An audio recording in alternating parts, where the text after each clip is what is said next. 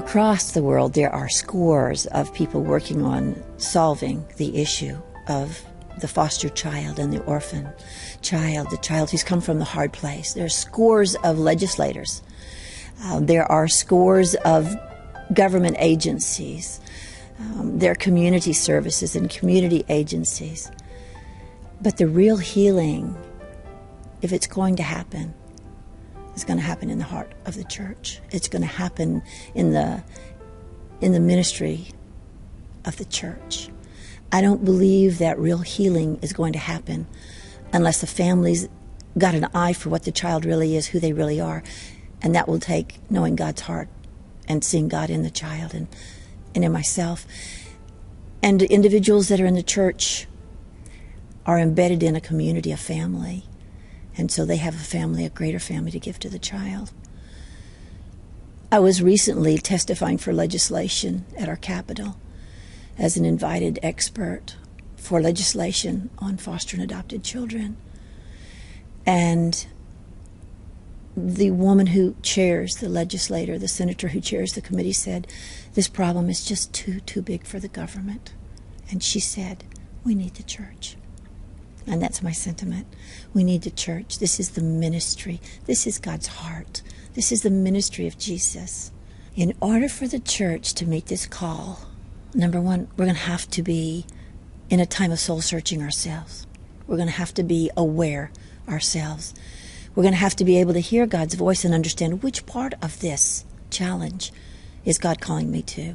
Is he calling me to develop a ministry? Is he calling me to do an outreach? Is he calling me to adopt? Is he calling me to foster? In order for the church to be effective in this ministry and to this calling, in order to be a steward of the calling of God, they're going to have to be able to be a healing culture. They're going to have to be a forgiving culture. They're going to have to be a culture who doesn't have their grandparents' faith, but it's a faith that's renewed daily. I love a passage like the dew comes down and nourishes the earth, so are God's mercies new every morning. And the church has to be in that journey. When I'm able to minister to the church, one of the calls that I want to give is we have to have a culture of adoption. And it would be a culture of healing, where it's okay to be imperfect. And it's okay for our families to not look fixed and just so. It's okay for our kids to misbehave every so often.